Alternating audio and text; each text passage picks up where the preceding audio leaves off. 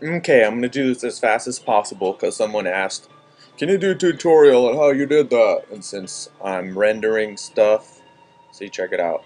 Render, um, I can't do anything right now, so let's try this. I'm gonna try to replicate that thing I did with the rabbit. So I'm in the Cinema 4D 11 demo, which you can go download. And I started with a cube, like many 3D things start with cube. I'm gonna make it editable. Alright, I'm gonna switch to my 5 views. And then, actually no, I don't want to make it editable yet. I want to add subdivisions. I'm gonna add 8 there, like that many there, and like that many there. Actually, let's do 8 XYZ just because we're superstitious. So now, if you look at that geometry, you see we have some stuff to work with, right? So now I make it editable, and I go into point mode.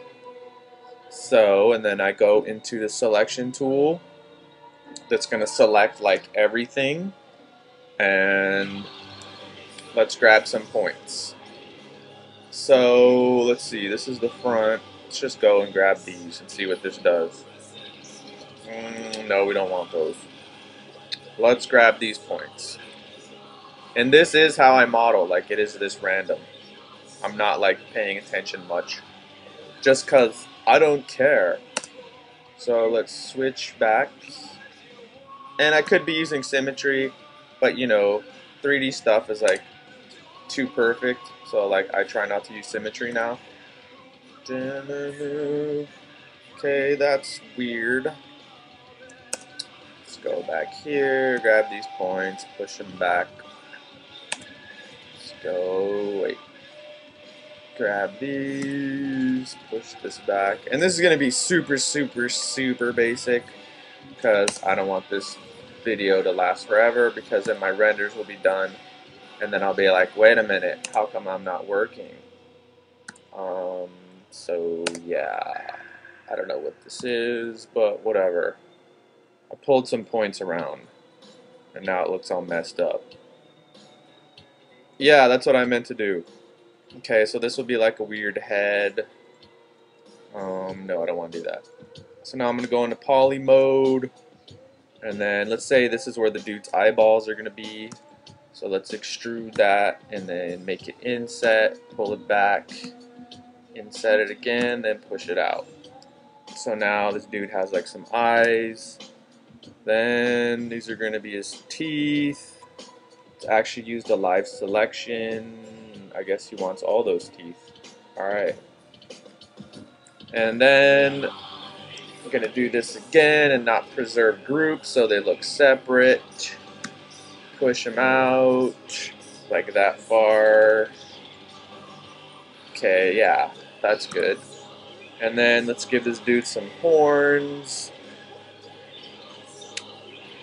Like Cinema 4D has this cool thing called a matrix extrude, and it doesn't have anything to do with bullet time or whatever.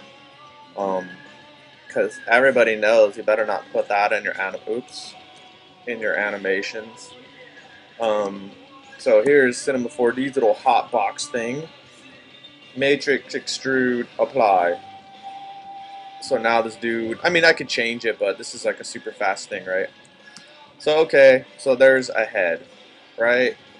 And since somebody told me a long time ago, bevel everything, I'm gonna go and bevel everything so that it has some kind of better edges on it.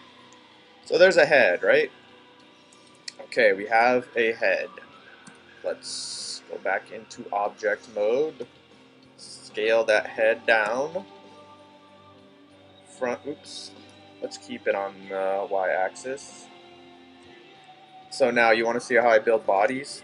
Well, for projects like this, you know, I'm not trying to impress anybody. Like, look how good I am with 3D. It's like perfect. Because, like I said before, I don't care. Yeah.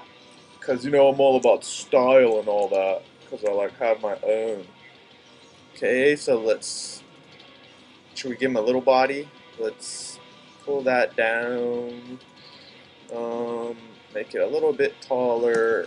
And then push this guy down. We're going to do the same thing. We're going to add some subdivisions on this so we have something to work with. Okay, so you can see I added some more. I'm going to make it editable so I can pull these points around. And I actually like using the magnet tool a lot, but for this one, let's just stay simple. Okay. And you'll notice, yes, it's uneven, but oops. But like I said, you know, oops, not that bad. 3D is like innately perfect, so I try to do what I can to make it less perfect. You know, like that's me being an artist or something. So here's like this dude's little torso or something, right? And let's go into poly mode, and I'm gonna do a live selection. Hold down shift so I can just grab some of these, spin them around, and I'm still holding down shift so I can keep my prior selections. And like an experienced 3D person is probably like, he's doing it all wrong. He's not paying attention to where his normals are. But like I said before, I don't care. Okay, so now it just has something else going on. Geometry. So let's go and bevel all that again. And all that does is give you some more edges so that when you're lighting, it catches the light a little better. So now this dude, oh yeah, I shouldn't have done that because it messed his arms up, but whatever. Okay, so now let's give this guy some arms. Okay, he's gonna be like weird, so his arms are gonna come out of different places. Because that's just the kind of guy he is. Scale that up, extrude that, make that actually. Hey, you polygons. What the hell? Oh, that's what I wanted to do. Okay. And then I'll make him like the rabbit dude. Let's just give him some kind of hammer hands. Because when you do that, you don't have to rig the fingers up. And I don't like rigging fingers. If you do like rigging up stuff, like hands and fingers, whatever, contact me so you can help me with my next movie, because I hate doing that. Some people really like it, but I am not one of them. Okay, let's get that one too. Let's pull some weird legs out for this dude. Scale these up. Whoa, what a freak. Okay, actually, let's scale those down, and then, yeah, he'll be a weirdo like that. Okay, and then nice and easy. So the way I look at it like this, like, I'm not that good at modeling. I mean, I'm sure if I spent the time, I could kind of make what's in my head, you know, but I kind of like working like this, because it just kind of, it's like freestyle modeling, you know? So I don't even know what I'm going to make. I just start screwing around and extruding stuff. But this is how I made most of the stuff for We Are the Strange. And I made some pretty cool stuff like this.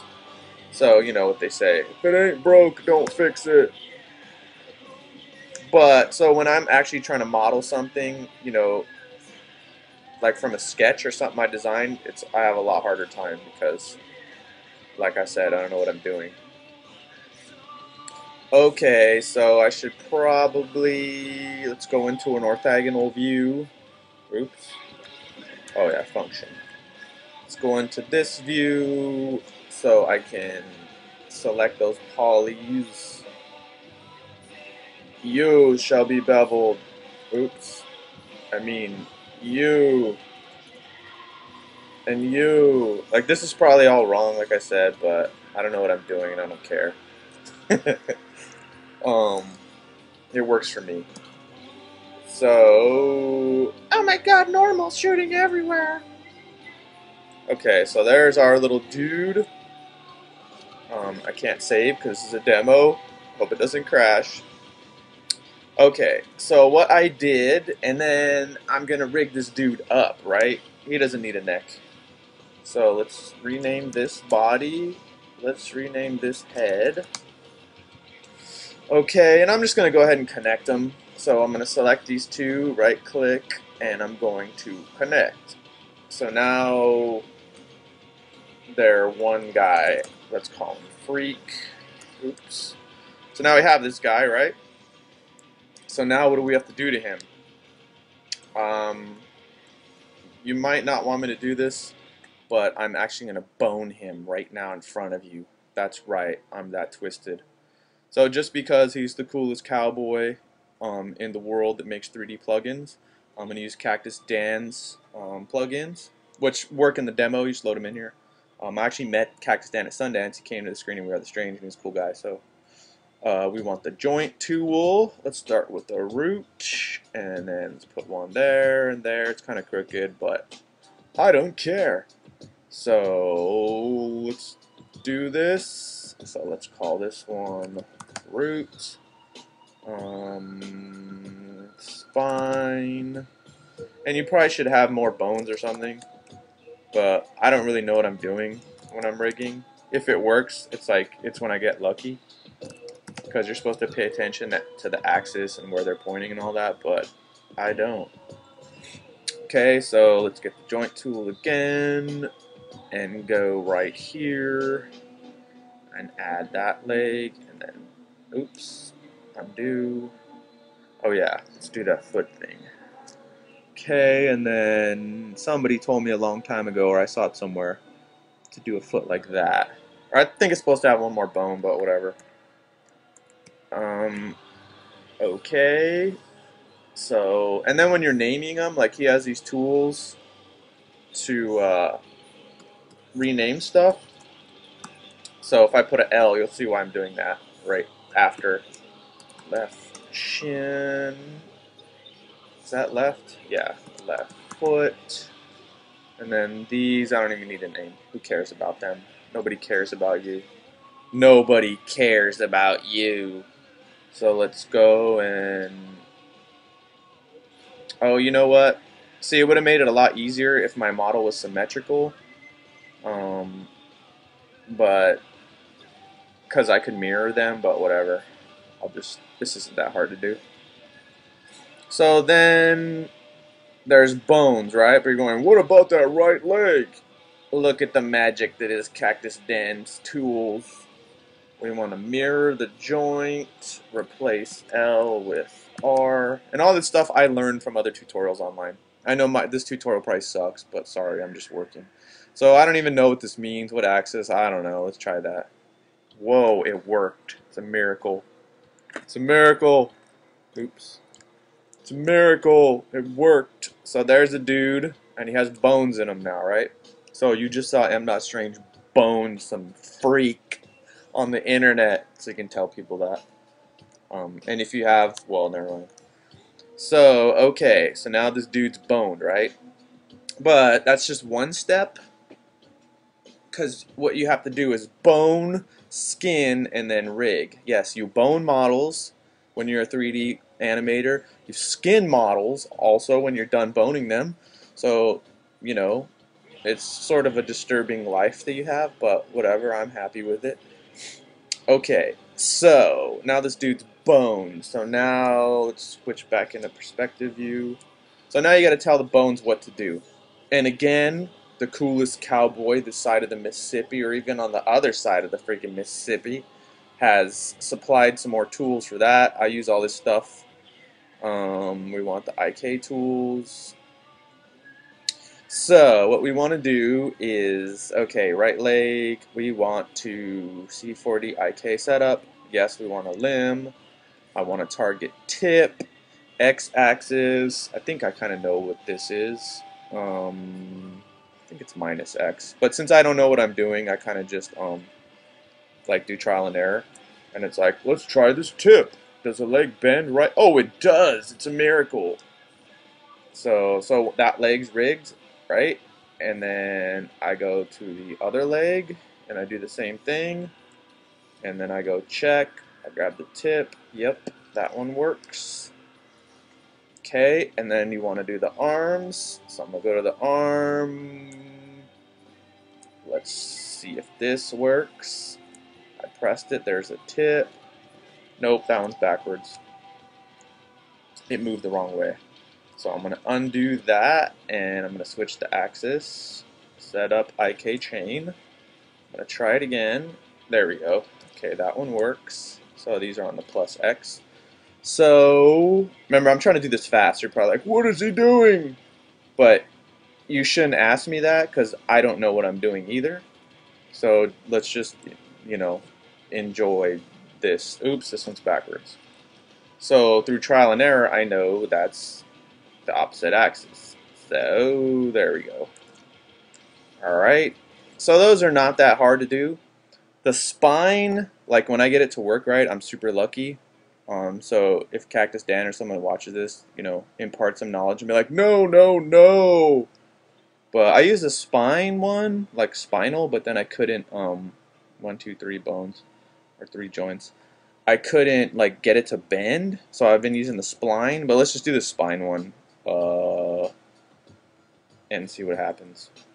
Sweet, there's a spine. Yeah. I didn't do that on my other guy, but just, you know, for sake, here I will. So now this dude's rigged up.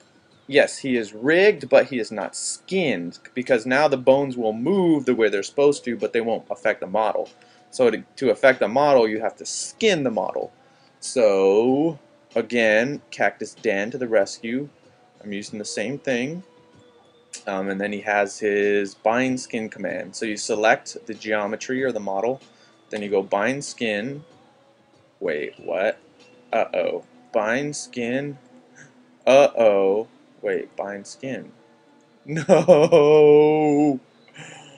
Well, I had this problem. Apparently, there's a problem with binding skin. Well, for whatever reason, I couldn't get the bind skin to work. It just doesn't work. So it must be a problem with the new version of Cinema 4D in this plugin.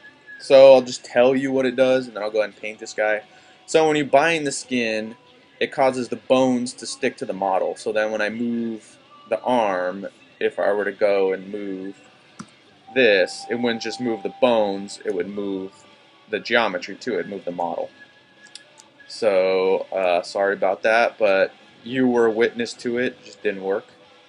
So actually, when I was doing my test that I'm actually rendering right now, I couldn't get the bind skin command to work. In Cinema 4D 10.5, I had to go back to 9 to get it to work. So maybe I'll try contacting the cowboy to see what's up with that. But okay, so how did I paint this thing? So Cinema 4D comes with body paint, so you just want to switch over to the body paint view. Where is it? Okay. So you open body paint and then you go to the paint setup wizard. Couldn't find it. Then you select the object you want to paint. Okay, and again, I don't really understand what this is doing with my caveman animator brain, but I understand this stuff, and I'm saying I want a color channel, and let's use a displacement channel too. Finish, it go ahead and it lays out the UVs and does all this complicated stuff I don't understand. So here's our model, and now what this does is that, see, here's the color channel, here's the displacement channel. I want to paint on the color channel, so now, how do I turn on and off this version's like new to me, so, but just check it out, you'll understand this. So now I'm actually painting on the 3D model. So this is how I painted that rabbit and the other thing. So you can go and preview settings, change the size of the brush, and check it out. There's all these brushes like Photoshop. So let's get like this one. And you gotta do these sound effects too. Oh my god, he's getting crazy. And then where's the color? Attributes, bitmap. Object swatches, the colors? Yeah, there we go. So, okay. So I like these, and then let's get some pink and get a different brush. Let's try this one. Actually, no, I don't like these pattern brushes that much. Let's try this dude. size smaller. So this is pretty much how I do it, you know, it's just all rough. And there's like a paint bucket and all this stuff. So you can imagine if you really know how to paint, you can do some cool stuff. But I just like, you know, doing it really rough. So you can do that. But this is one of the cool things, so like, check it out. So we'll render this by pressing Control R, I think, or is it Apple R, because I'm on a Mac. So you see that he's painted, right? But that's just the color channel. I don't know why that's not rendering. Whatever, let's look at his face.